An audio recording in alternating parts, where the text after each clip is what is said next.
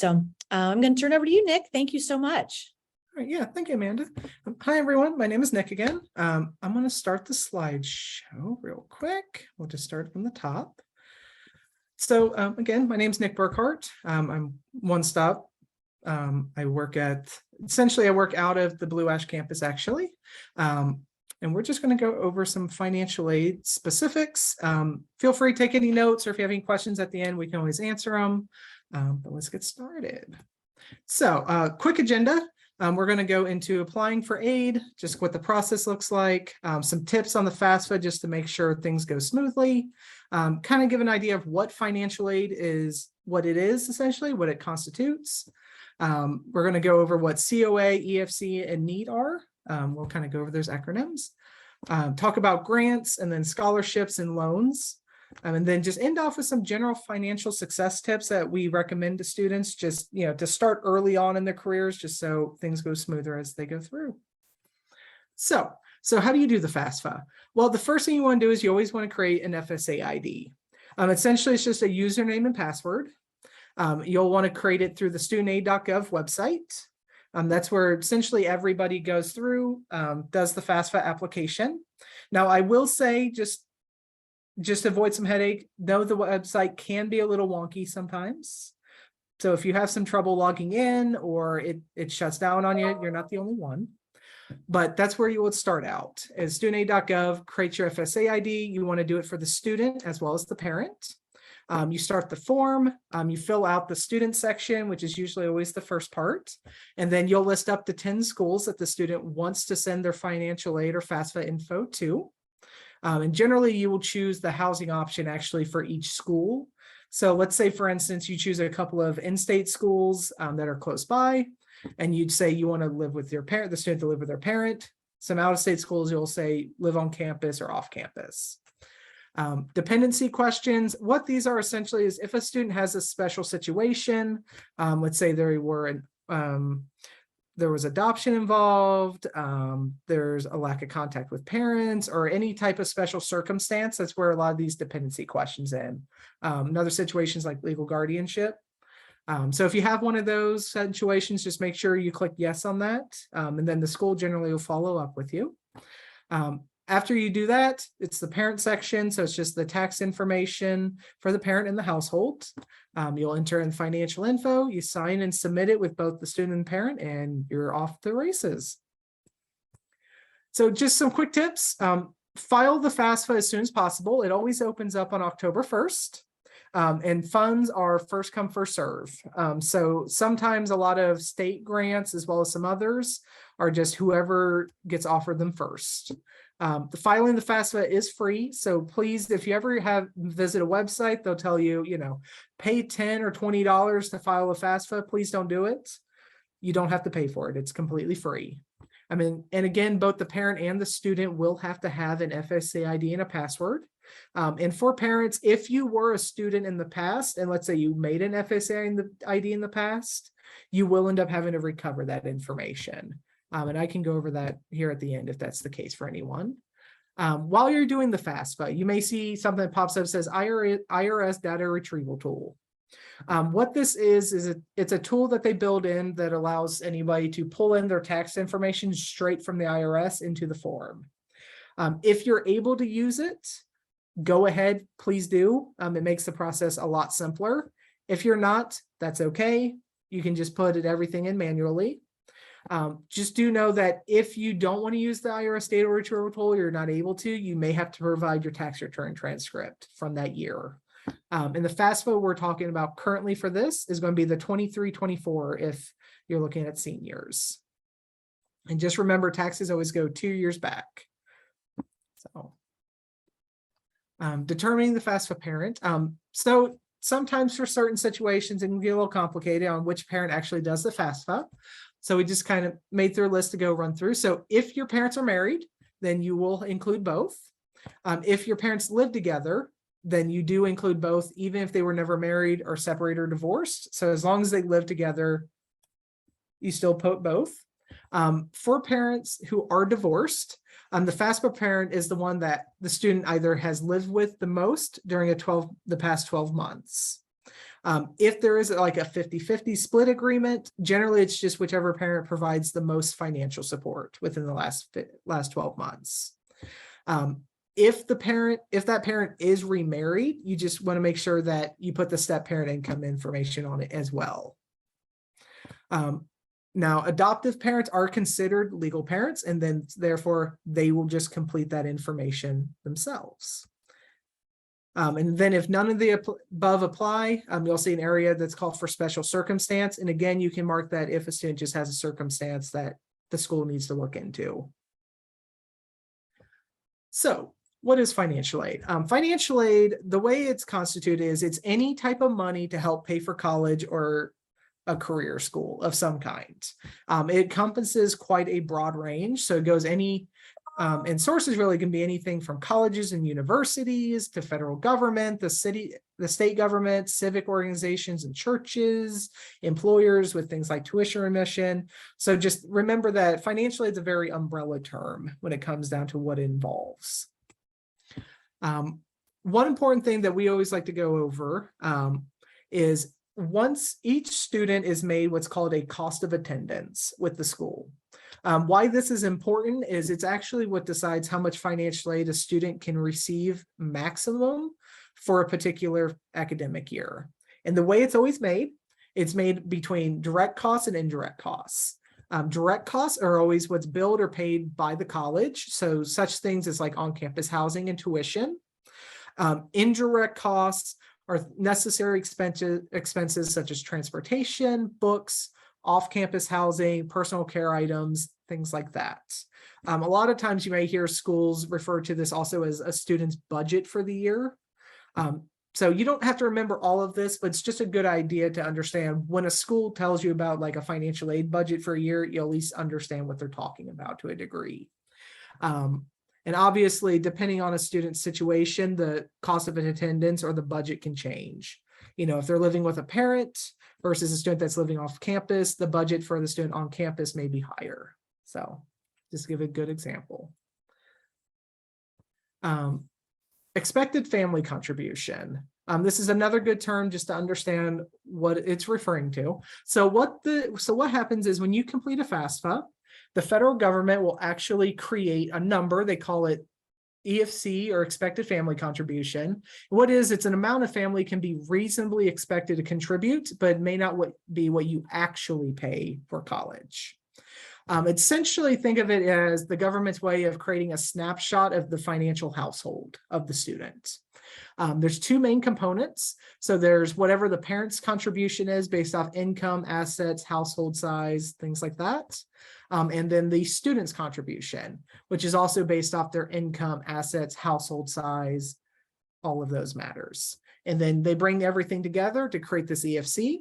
The range can go pretty high. I mean, you're looking from 0 all the way up to 99,000. And what it decides here in a second, we'll see is the amount of grants a student may be eligible for. And the EFC of a student actually doesn't change between colleges, which is pretty nice. So you don't have to worry about keeping track of, 6, 7, 8 of them, one EFC for the student the whole time per academic year. So financial need. So this is what the EFC helps decide. So it is essentially the difference between the cost of attendance, so that budget we talked about, minus that EFC part. So the estimated family contribution equals the financial need of the student. And then this financial need is determined how much need-based aid a student may receive. Unfortunately, a college alone may not be able to offer enough aid to meet a student's entire financial need. It is our goal, but really at the end of the day, it depends on that FAFSA portion that comes in. And I would always say, if you have questions about what the budget for a student is specifically, how that affects the EFC, everything like that, please always talk to a one-stop office at any college. Generally, they will just know this information offhand. Grants. So grants are awarded based off that financial need that we went over. That comes from the FAFSA. There's multiple different types of grants. Usually they come from either the federal or state level, though colleges can also come into it too. So one very common one is the Pell Grant or federal Pell Grant. Another one is Supplemental Educational Opportunity Grant. We usually just refer to as SEOG. Then there is the Ohio College Opportunity Grant, which is a state grant. And then, like I said, some programs, universities will have additional grants. So for instance, at UC, we have the Cincinnati Pride Grant. And that's a grant that helps students with extra tuition costs, and that's university based. So it's a good idea also with financial aid to check to see if there's any additional grants or any things like that that a school may offer. And the one thing I did not notice, so grants, the nice thing with grants is that you don't have to pay those back. That's just free money. Student doesn't have to worry about paying that back when they graduate. The other part is this. So scholarships. This is a very important topic I like to stress because unfortunately, not every student goes and applies for scholarships or looks at them as much as they should. There's two main types. There's institutional and private. Most institutional scholarships are usually merit-based. So they're going to look at a student's full academic profile, have their own set of criteria a student has to meet. And a lot of times those are done within a student's admissions application to that college.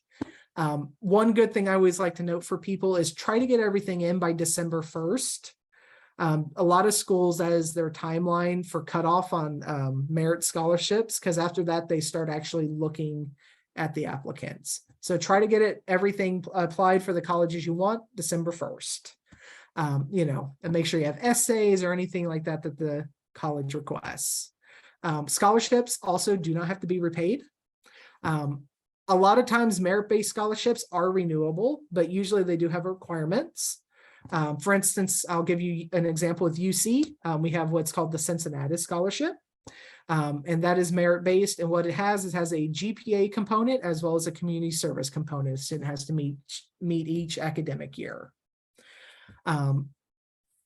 But also, even if you don't get a merit-based scholarship, usually the university itself will have other scholarships that you can apply for each year. So just don't stop applying for them. I mean, I know it can be a lot of extra work, but at the end of the day, free money is free money. The more in scholarships you get, the less in loans you end up having to take out. Now for private scholarships, they can have much wider range in their requirements. And what I would always recommend is you just want to be careful about where you apply for them, because unfortunately there's a lot of scams out there for outside scholarships. It's an unfortunate fact, but you'll just want to make sure to use reputable sources, which I will actually list out here and then believe in the next slide to talk about. But private scholarships also you can apply for a lot. Like I said, they can have very wide range in their requirements, though. Everything from essays, they may ask you for like different transcripts. Different community service. It just all depends. And then when we always say with scholarship essays, it's your time to shine, be unique. A lot of times the nice thing too is your high school or the college, depending on when you're applying for them, may have a writing center. And that's not a bad place to go for those, to help get somebody to proofread them, just make sure that they look good, that they stand out. So with the private scholarships, these are the list of sources up top that I recommend and the office does. For UC ones, so onestop.uc.edu. There's also fastweb.com. Scholarshipamerica.org is a very good one.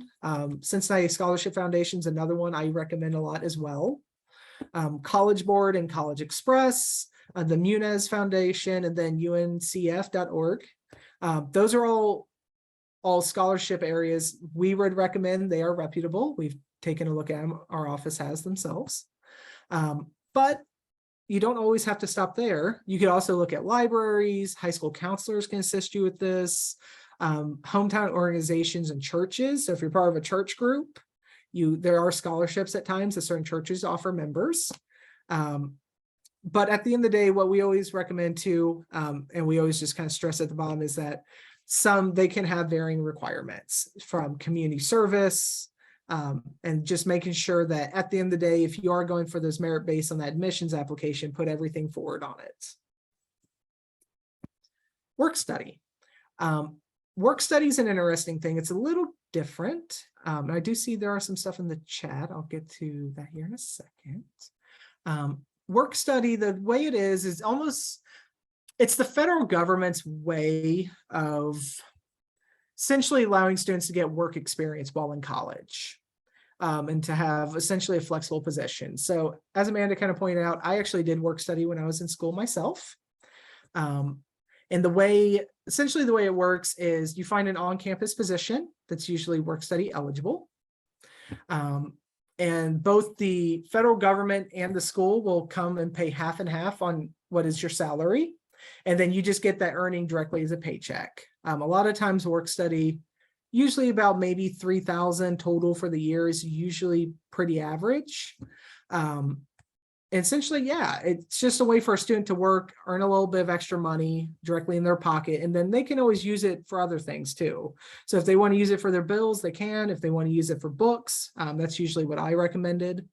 But it's a good way to not only earn extra money, but also network, get some work experience while you're in college.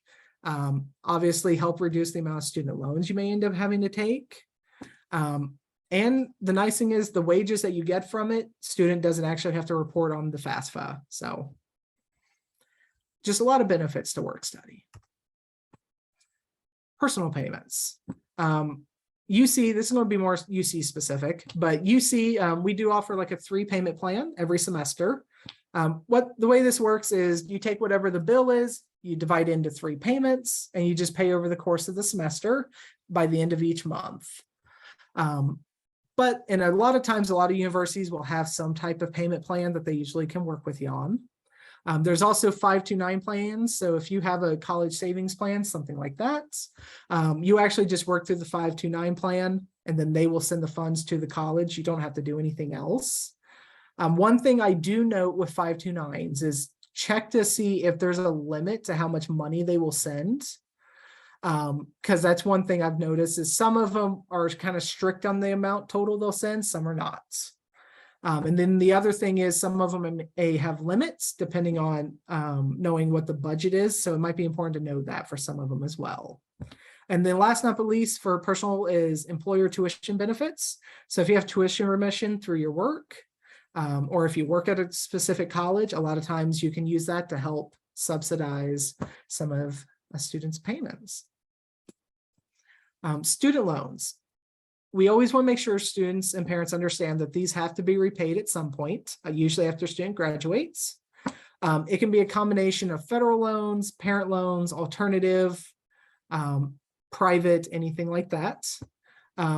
And just remember that these loans combined with everything else cannot go over a student's cost of attendance or their budget. And like I said, pretty much most loans repayment begins 6 months after graduation, as long as there's consistent enrollment. So we'll go over some type of loans. So the main common ones you're probably going to see are subsidized and unsubsidized. Subsidized is usually the best one to take. Essentially what it is it gathers interest, but it's paid by the government while the student is in school. Unsubsidized, the interest gathers, and then the student is responsible for that interest. The Parent Plus loan is an optional loan. It actually goes in the parent's name. And so the parent has to apply for it separately each year they want to use it. It does have a credit check involved with it.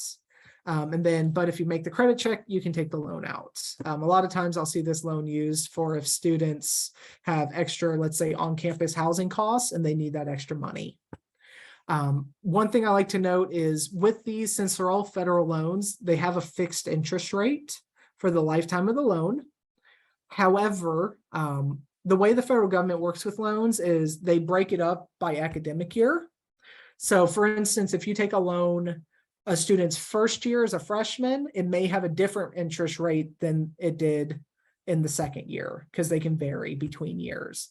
But once you accept a loan, the interest rate for that loan is fixed the whole time. Also for the Parent Plus loan, if a student ever needs extra money, I recommend just doing it, even if you think you'll get denied, because the student can still get a little bit of extra unsubsidized loan on top of it if they need it. So if all else fails, I always say try to do the Parent Plus loan, just see what happens anyways. Alternative loans, these I usually refer to as private loans. The rate usually varies. It just depends. A lot of times you'll have to go through a third party on this, such as like a bank, Sallie Mae, something like that. The loans can be taken out by either the parent or the student. It just depends. Now, my experience has usually been, unless a student has a good credit history rate, generally they'll need a cosigner of some kind, which usually becomes the parent or another family member. Approval for private loans are all based on credit history. And the thing that why we don't recommend private loans if you can avoid it, is that they may not always have forbearance or deferment options. So you may not be able to forgive those loans, may not be able to defer the loans while students in school. The rates can change. So there's just a lot less options overall. So that's why we usually recommend try to do private loans only if necessary. What we like to do with this page, direct student loans, so like the subsidized and unsubsidized, regardless of income or credit history, they're usually always available for those. There are a limit to how much in loans a student can take out throughout their whole undergraduate career. Usually it's about $57,500 is the limit. And that's total overall. Now, as a student gets higher in their grade level, their loan amounts as a dependent student, which just means that their parents are on their FAFSA, goes up. It usually goes up by $1,000 each year, capping out at $7,500 as a junior.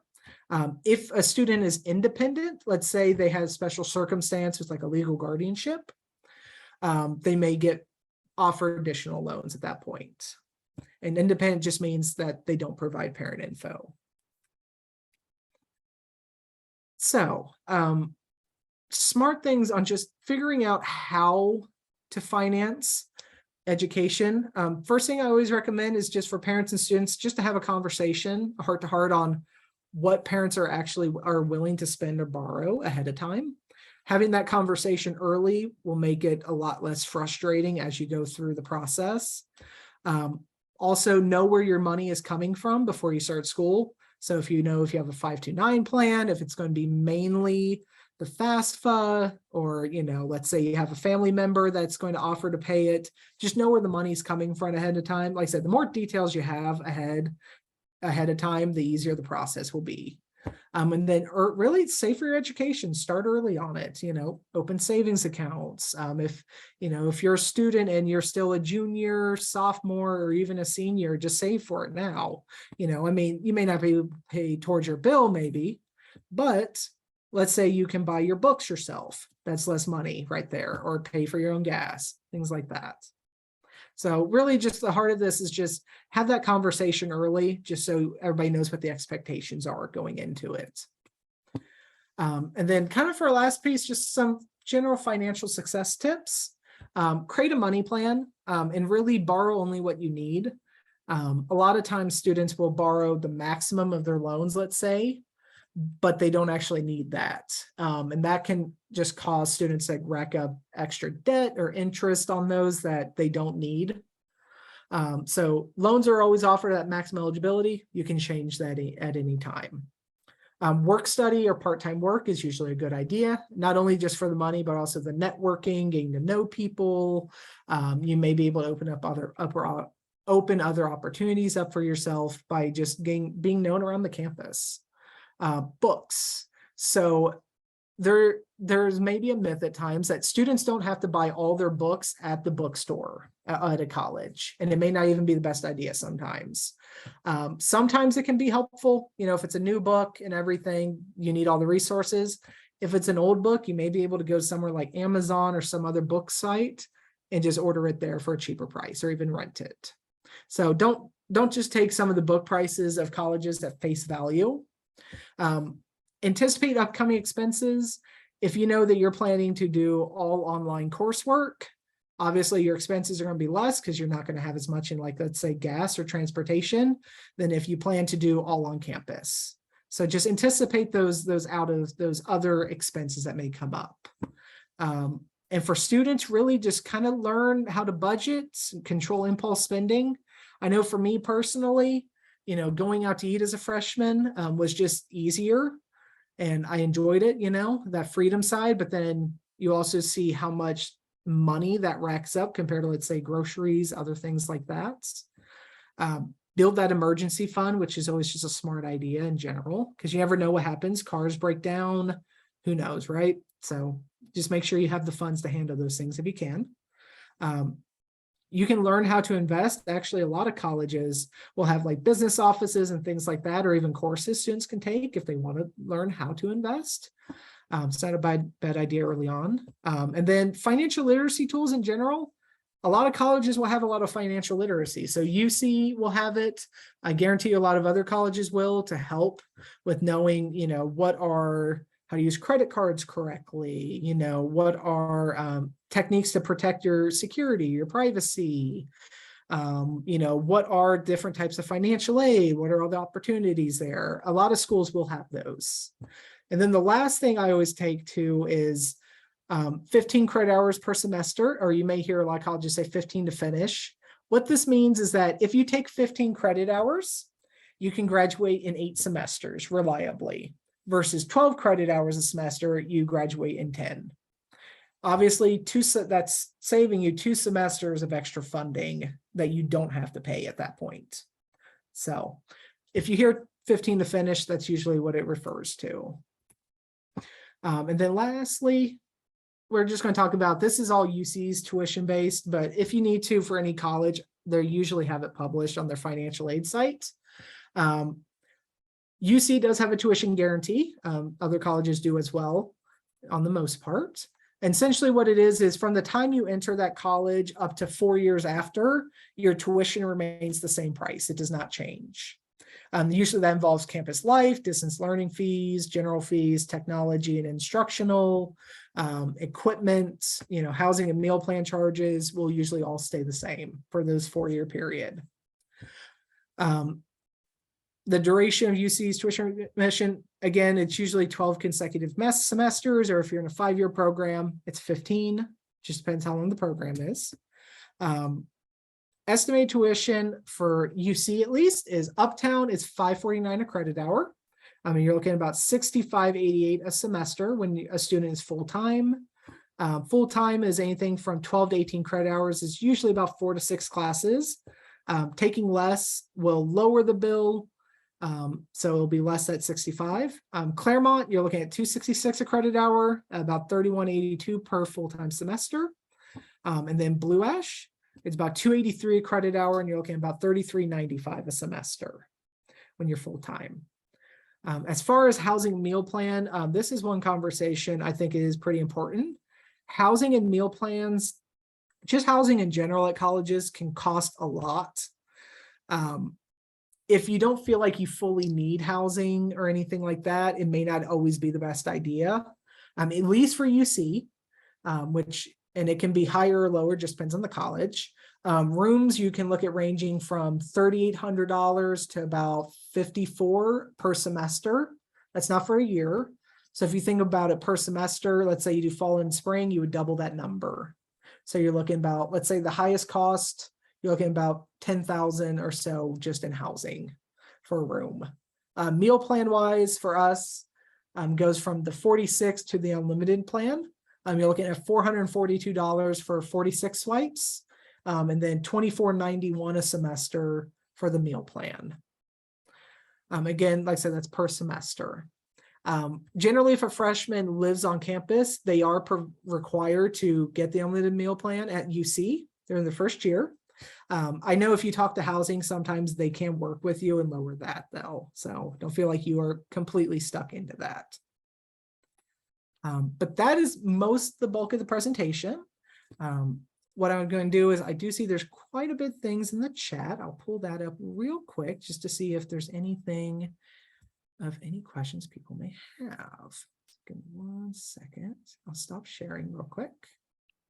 Nick, I tried to answer a lot of the questions, but please look at those and feel free to correct me.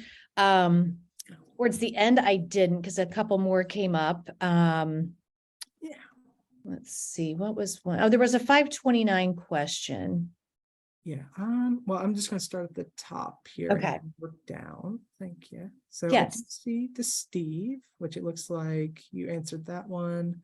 Applying senior year, should be done in junior year. Yes, so yeah, Amanda is correct on that. You definitely should apply as a senior. Though you can look at scholarships and other stuff like that as a junior, just to get an idea of what's out there. But yes, senior is when you want to start applying. Gina, so good question for Gina. So are these for out-of-state schools? So no, out-of-state schools, the process for FAFSA is the same. The difference is the price. A lot of times schools will have an out-of-state or out of non-residency for out-of-state students. And that residency fee can be quite a lot. I mean, I'll give you an idea. At UC, I think for Uptown, you're looking at about an additional $7,600 per semester if a student is out of state. And like I said, that can be more or less depending on what school you're looking at. So just be aware, if you go for an out-of-state school, just be aware the cost is going to be a lot higher than you're anticipating. And that's something you want to talk to them about. But yes, the FAFSA process, everything, scholarships still the same, just the price may differ. Another one from Mark is the FAFSA mandatory. It is not. The FAFSA is optional. We recommend completing it even if you don't plan to use it, because I'll give you a good example. When the COVID relief funds were happening and students were receiving funds, the government was actually going based off of the FAFSA information. So even if you don't plan to use FAFSA, I would just get one done just to have one on the system, just in case, you know, something like that happens, or let's say you need a loan at some point, just so you have it. But no, it's not mandatory. Nick, does, I think everyone is offered a loan pretty much no matter what. Is that correct? Yes, usually the subsidized and unsubsidized loans, pretty much everyone's offered at least some kind of loan. Yeah. I'm sorry, Amanda. I actually see you just answered that. You answered that already. That's okay. Is there access to printing this handout? I do know I was talking to Amanda earlier, Pat, about sending the PowerPoint out to you guys and providing a copy of that. I believe we talked about that earlier, because I know we're recording this, but you know, some people may want those handouts or be able to save it for their own use. Let's see. They include parent savings saved in their child's 529 plan. They can answer the 529 plan question. Gotcha. All right, Jennifer. So do you have to include a parent's savings or money saved in a 529 plan? So you do have to include what your savings looks like, Jennifer, as far as in a bank account. 529 plans, I don't believe you do. Usually what they're more interested in is your income, household, like household size, if you're have anybody else living, like another, let's say a spouse or somebody else in the household, and then asset information such as like investments, you know, if you have, let's say you own a farm or you're in the housing market, stuff like that. I don't believe you have to report 529 plans specifically, but if it's in like a savings account, you will. So I hope that answers the question. Steve. All right, Steve. So from what I remember hearing, you fill out the FAFSA of a college, even if it denied. It's true. From what I remember hearing, you have to fill out the FAFSA for college. So, Steve, filling out the FAFSA, you don't have to fill it out before college. I would encourage filling it out before you start applying, just so you have it done. And like I said, the earlier you apply, the more likely you're able to get extra funds, but you don't have to. And generally the FAFSA doesn't really get denied. What happens is students may get verified, or if there's conflicting information missing, the government may ask you for additional documents. So you can't ever really get denied on FAFSA unless you have an issue with like your, let's say your social security number, or you're not eligible in some way. Otherwise, usually either you get it, you just may have to provide some extra documents, and you want to do it every year. So, because essentially you apply for the FAFSA, If there's issues, talk to the one-stop office, and then they can help you through the process to make sure everything gets cleared up. So, wait, that is good. Let's look, we have Kelly. Can you talk some about the significant changes? Sure. All right, Kelly. So the significant changes, essentially what happened with FAFSA is they streamlined the form quite a lot compared to the way it used to be. It used to be a lot longer and a lot more, I would say, tedious, personally, from my own experience, to complete for students in the past. Students are not chosen for verifications as much, or they're not flagged for things as much. And they pretty much, they streamlined the process. That was the most significant changes. A lot of the information you have to provide, for the most part's the same. It was mainly just the process. So the form changed quite a bit. Students actually don't have to, I'm trying to think, like I said, verifications are generally a little more easier to do. They're not chosen as much. They don't flag students for as much information. So, you know, sometimes income or something like that may be a little different. They don't flag for it as often. So they're just not as strict. So. Hey, Nick, I'm going to throw a question in there too. I was thinking, I heard this a couple of years ago, that it wasn't going to help families if they had more than one child in college at the same time. Then I heard they were putting that off for a few more years. So can you speak to that? If people have, you know, 2 or more kids in college at the same time, how does that affect their financial aid? Yeah, so that's a good question. So essentially the way it works, when you do the FAFSA, you do your household overall, and they take that household depending on the size and who's all in it. And then they say, okay, how many children do you have in college? The more children you have in college, the more they know that your expenses are going to be higher than others, and it will lower that EFC some. It's just like your filing status. If you file head of household versus single, it could change your EFC because it can lower it. And that's how it affects it. That's why with household information, it's always good to be very accurate. I've had a lot of times where people will forget to, let's say, they have people living with them. Let's say they're taking care of a grandparent, or maybe they have a family friend that's staying with them, and they don't include that person. As long as you're providing 50% or more of the income for that person, put them on the FAFSA, because that affects it. Because, you know, the larger your household, the more expenses you're going to have overall. Does that help a bit, Amanda? Mm-hmm. Thank you. Yeah, you're welcome. And then looks like the last one for now is Gina. So at DAP, while co-oping. So that's a good question. So Gina, while at DAP, there's actually a lot of colleges at UC that does co-op. The way co-op works is they don't pay tuition unless a student actually enrolls in regular classes. They just pay a co-op fee. It's $465 for the semester. And then it counts as the student going full-time. Now, there are some scholarships and stuff that won't work during co-op. I'm not going to get into all of the weeds of that because that can be a little much. But essentially, it's just one flat co-op rate. And then, you know, if they sign up for additional classes, that's when they would start paying the actual tuition rate. So, yeah. Nick, I have another question that I sometimes hear from families later during the school year, but we were talking about how this year's seniors, their FAFSA was going to be for the 23-24 school year. So for, you know, next year when they're actually freshmen in college, but they and their parents are going to use tax information from 2021. So sometimes I'll have families who come to me and say, well, you know, my tax information from 2021 is very different from my financial situation today. So I don't know if you can speak to that or tell us anything about like special circumstances or how to appeal or any of that sort of thing. Yeah, I can do that. So essentially what happens, since it goes back 2 years, like Amanda was saying, your situation obviously can change, especially a lot of schools saw that with COVID, where families were either, you know, losing jobs or there's just a large loss of income between years.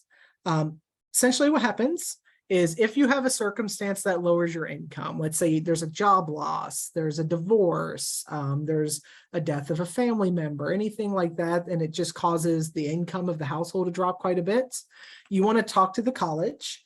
Usually what it's called is called a special circumstance appeal. And what you'll do is you'll just provide some documentation of the situation, just depending on what the situation is. So if it's a job loss, you'll just provide the last pay stubs, for instance. And that will allow us to show the government that, yes, there has been a change in income, and then we can adjust things like your EFC and that estimate family contribution to help, maybe offer more grants or anything like that. That's the main way to do it. Like I said, it just depends on the situation. Now, I will say, I don't know, Amanda, do you have any students or anything that may have like a Kentucky or Indiana citizenship or anything like that, or anything come around on that area? Because I always like to talk about residency if it comes up. I don't believe so. We Okay. might have a few students who are not exactly, who aren't citizens of the country, or who, Okay. I believe you have to have a social security number to complete the FAFSA. Is that right?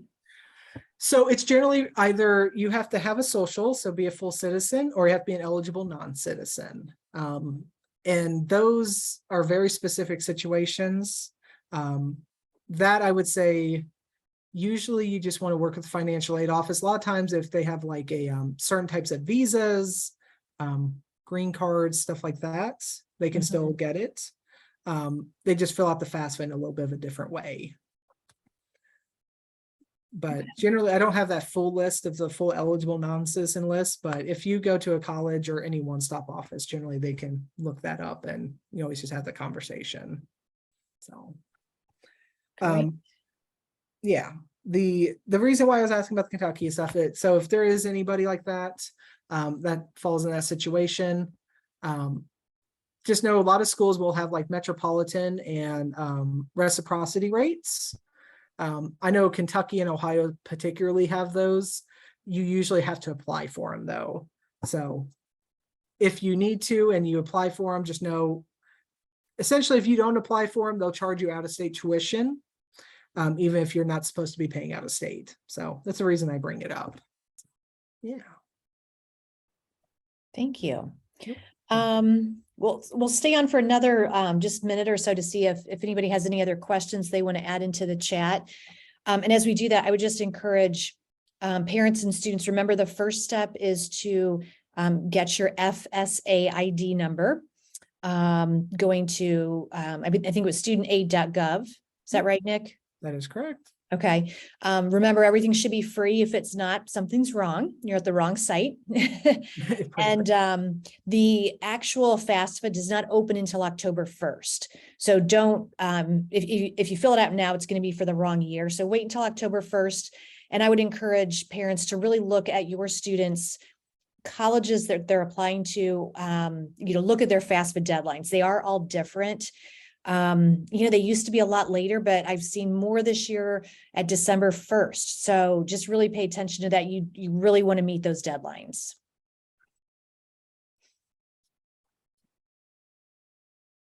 And I see another question popped up. If you have an older student, so if you have an older student in college, depending on the situation, you may either have to do it manually, or if you do the data retrieval tool, it'll just pull everything in from the IRS anyways.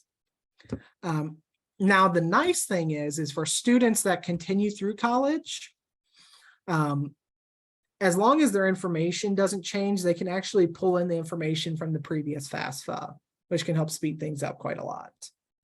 So, if a student has the same job, their income doesn't really change or anything like that, they can just keep pulling it in. But I believe for parents, generally you have to either manually do it or retrieve from the IRS. So, yeah. Oh, one more tip I just thought of. I apologize if you mentioned it and I missed it, but make sure your student uses their personal email, whether that's Gmail or whatever. If they use their Marymount email, we keep those probably through, oh gosh, maybe even September after they graduate. So that's totally fine to use for college applications. But when it comes to the FAFSA, they're going to need to use that same email every year. So make sure they have that personal email. Yeah.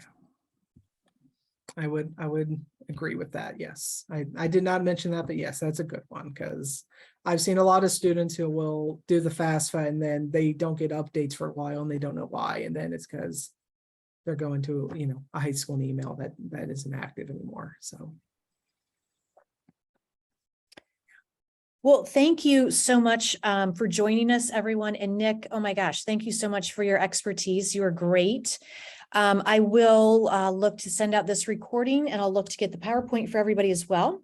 So give me a bit of time for that. But yeah, if you have questions in the meantime, I will do my best, but I do love it when you guys talk to the financial aid people at the college. They are the experts. So, oh, and another question popped in here. Yeah. So if one parent is in Ohio and the one is in Kentucky. So for UC, at least, it depends on the situation. If the parents are still married, or if they're separated, whichever the situation is. If the parents are separated, they're living in different households or divorced. It's just based off whatever parent the student lives with more often, or provides, again, that most of the financials for. Divorce with 50% custody. Got it. Then what you would do is it just comes down to whichever parent provides the most financially then at that point. So 50% custody. Yes. So that's what it's generally referred to, Laura, is if that point, if it's that 50-50 agreement, generally it's whoever provides most financial support. If that doesn't settle it completely, let me think. Okay, cool. And then if, let's say, Kentucky is the parent that the student is with, just make sure you do that residency application, just so you get the metro rate or something like that. But yeah. All right. Well, thank you, everyone. It was good to meet everyone. If you have any other questions, let us know. Thanks, Nick. We really appreciate it. You're welcome. Have a good night, everyone. Bye-bye. Bye.